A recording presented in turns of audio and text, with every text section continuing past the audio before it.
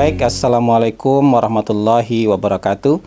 Kita berjumpa lagi dalam siaran mikrofon Hasan Nasbi, edisi briefing pagi, dan sekarang sudah masuk ke episode 17 ya. Mungkin menjelang pemilu ini mungkin episodenya hanya sampai 20 mungkin, atau semoga bisa lebih ya, karena saya juga cukup banyak tersita waktunya untuk berkeliling daerah-daerah ya, untuk menggalang dukungan. Mungkin ya sekecil apapun sumbangsih kita harus melakukan sesuatu agar bisa membuat Prabowo Gibran menang, tidak hanya menang tapi menang satu putaran.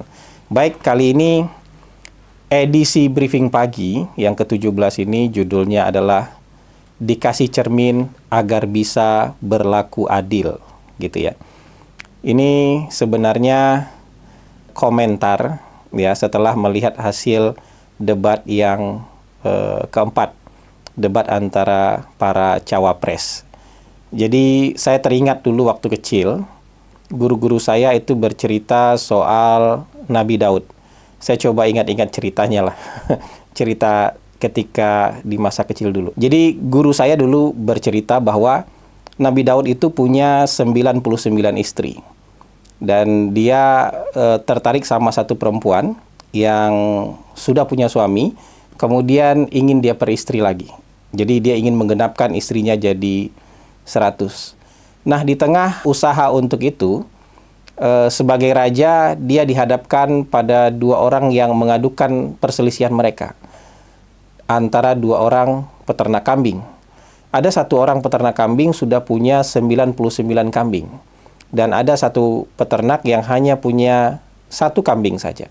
Peternak yang punya 99 kambing ini ingin mengambil satu kambing saudaranya agar dia bisa menggenapkan kambingnya jadi 100. Sementara saudaranya ini yang hanya punya satu kambing itu betul-betul bergantung hidupnya pada satu kambing itu.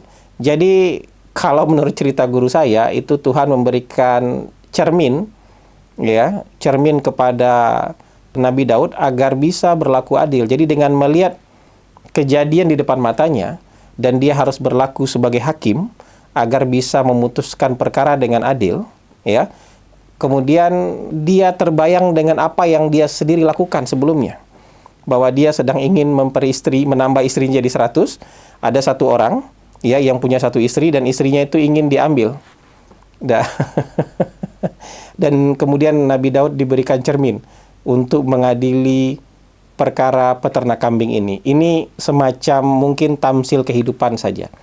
Semacam pelajaran kehidupan saja bahwa kita suka lupa apa yang pernah kita lakukan, tapi kemudian kita mencoba mengadili apa yang sudah dilakukan oleh orang lain. Nah, ini juga yang terjadi pasca debat keempat kemarin. Ya, pasca debat keempat kemarin yang dihebohkan itu lagi-lagi Gibran. Pasca debat pertama yang dihebohkan Prabowo, pasca debat kedua yang dihebohkan Gibran, pasca debat ketiga yang dihebohkan Prabowo, pasca debat keempat yang dihebohkan Gibran. Seolah-olah yang lain itu hanya tukang heboh aja.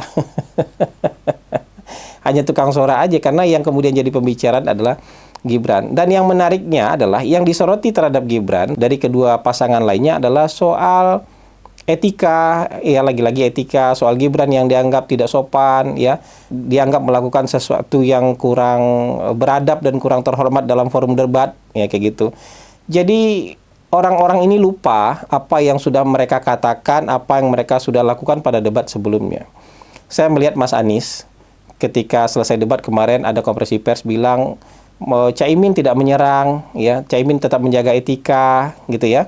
Tidak melakukan sesuatu, ya intinya dia menyerang Gibran lah. Gibran dianggap menyerang, Gibran dianggap tidak punya etika. Prof. Mahfud itu berhari-hari setelah debat juga masih misu-misu, bilang pertanyaan bodoh, pertanyaan tidak bermutu, pertanyaan receh yang tidak perlu dijawab, ya. Kalau berdebat dengan orang bodoh, maka tidak menjawab adalah merupakan jawaban. Mengutip Imam Syafi'i katanya. Masih misu-misu lah Prof. Mahfud setelah debat bersama Gibran. Nah, yang perlu saya garis bawahi di sini adalah menurut saya Gibran tidak ingin sedang merendahkan siapapun. Gibran hanya ingin menghadirkan cermin agar kedua pasangan itu bisa berlaku adil buat diri mereka maupun buat orang lain. Kalau mereka marah-marah karena apa yang dilakukan Gibran mungkin secara verbal, kalau mungkin mereka marah-marah terhadap apa yang dilakukan oleh Gibran mungkin dengan attitude-nya gitu, mungkin dengan apa, dengan gimmick-gimmick bahasa tubuhnya, ya mereka harusnya sadar dengan apa yang mereka lakukan beberapa minggu sebelumnya. Gitu. Mas Anies nggak layak bicara soal Mas Gibran tidak punya adab, tidak punya etika ketika debat kemarin, karena Mas Anies juga melakukan hal yang kira-kira jauh lebih parah daripada itu. Ya, menginsinuasi lahan yang dimiliki oleh Pak Prabowo kemudian mau diadu dengan prajurit-prajurit yang hari ini mungkin nggak punya rumah katanya, menfitnah 700 triliun yang digunakan untuk beli alutsista bekas katanya. Ya kayak gitu-gitu, kemudian berikan skor 1,1 untuk kinerja Pak Prabowo. Menurut saya itu bukan skor penilaian kinerja ya, itu skor kebencian. Jadi kalau dibalik itu skornya, kelihatan bahwa skala kebencian Mas Anies terhadap Pak Prabowo itu 9 dari 10. Jadi skor kesukaannya hanya 1,1 lah kira-kira begitu. Sementara skor kebenciannya Mas Ganjar mungkin 5 terhadap Pak Prabowo. Mereka tidak sedang menilai kinerja, mereka sedang mengungkapkan skala kebencian mereka terhadap Pak Prabowo. Mereka tektokan, mengenyek Pak Prabowo berdua, ya seolah-olah itu tindakan yang beradab. Para pembela-pembelanya waktu itu bilang, wah di luar negeri itu biasa kok. Ya dalam debat-debat dimanapun di negara maju itu biasa kok. Lah kalau dalam debat-debat di negara maju itu biasa, kenapa kalian marah-marah terhadap apa yang dilakukan oleh Gibran kemarin? Gibran hadir memberikan kaca sama kalian, memberikan cermin agar kalian bisa bercermin. Ini loh perasaannya kira-kira terhadap apa yang kalian lakukan kemarin terhadap Pak Prabowo, begini perasaannya. Kalau perasaan kalian tidak enak, maka hari ini introspeksilah bahwa berlaku adil itu penting. Introspeksilah bahwa kalian harus melakukan sesuatu, menempatkan sesuatu sesuai proporsinya. Gitu. Kalaupun menilai harus dengan penilaian yang adil walaupun kita sedang berkompetisi.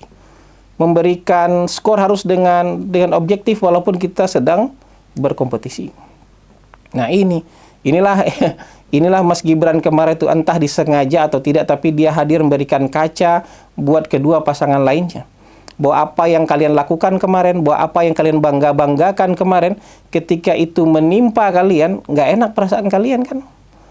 Nggak enak mungkin minum air kayak rasa duri mungkin kalau bahasa orang Padang itu, ya.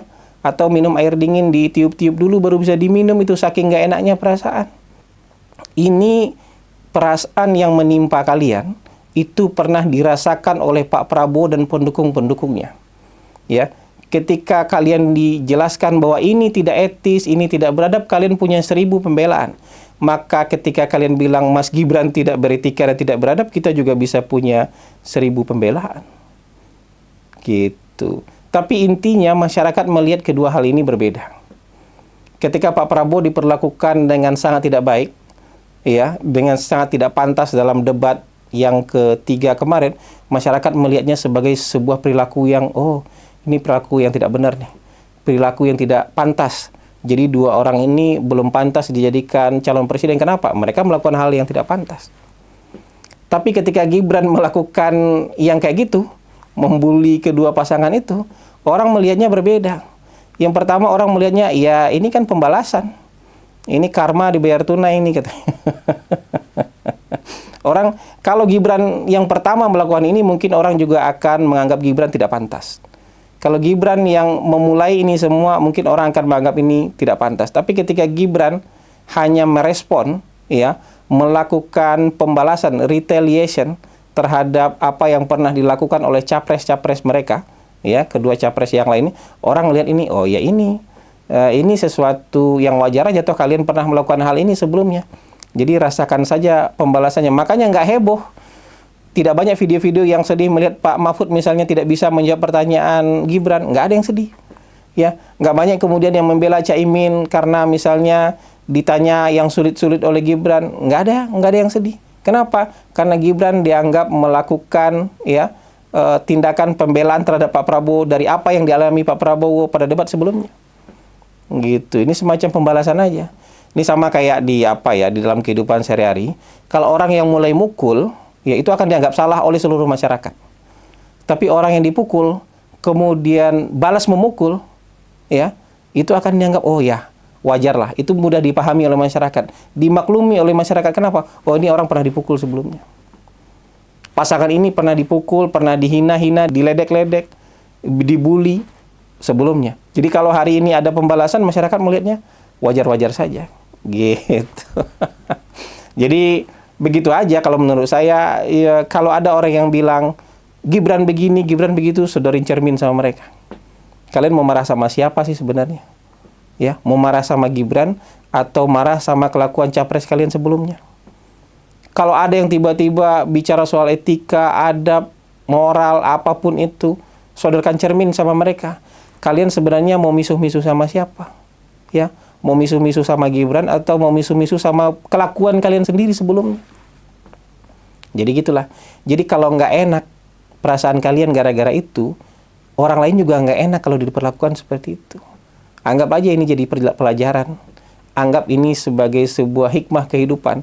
Jadi kalau misalnya kita punya 1000 pembenaran untuk melakukan hal-hal yang nggak pantas sama orang lain juga punya 1000 pembenaran untuk melakukan hal-hal yang mungkin menurut Anda nggak pantas Anda terima. Gitu. Jadi belajar bijak lah. Bahkan dalam politik sekalipun, dalam kompetisi sekalipun, hal-hal yang tidak mengenakan buat orang lain bisa juga akan menimpa Anda. Perasaan Anda jadi nggak enak kan? Jadi begitu saja ya. Tapi ya kalau kita sebagai pendukung Prabowo Gibran jangan terpancing untuk ikut marah-marah ya. Kita bukan berasal dari kalangan negara api. Ya kita konsisten aja dengan pesan yang disampaikan oleh Pak Prabowo. Kalau ada yang menghina kita, senyumin aja. Kalau ada yang mencaci maki kita, senyumin aja. Kalau ada yang bicara macam-macam sama kita, jogetin aja katanya. Ini bukan jogetin aja dalam arti yang harfiah. Ya bukan berarti tiap orang menghina Anda jogetin, bukan seperti itu. Ini permintaan kepada seluruh pendukung Prabowo untuk berkepala dingin, untuk berhati lapang, bahwa dalam kompetisi ini kita bersaing, tapi ujungnya untuk bersanding. Kita bersaing bukan untuk saling meniadakan. Kita bersaing bukan untuk menginjak-injak orang lain, tapi hanya menentukan siapa yang akan jadi nomor 1. Setelah itu, kita akan mengurus bangsa bersama-sama. Itu makna dari pesan Pak Prabowo. Kalau dicaci maki, senyumin aja. Kalau dimaki-maki, dihina, senyumin aja. Kalau dibilang macam-macam, jogetin aja. Jadi, mari kita songsong pemilu 14 Februari 2024 nanti dengan kegembiraan dan kepercayaan diri. Kepercayaan diri untuk memenangkan Prabowo Gibran satu putaran. Terima kasih. Wabillahi taufik wal hidayah. Wallahu muwafiq ila aqwamit thariq. Wassalamualaikum warahmatullahi wabarakatuh.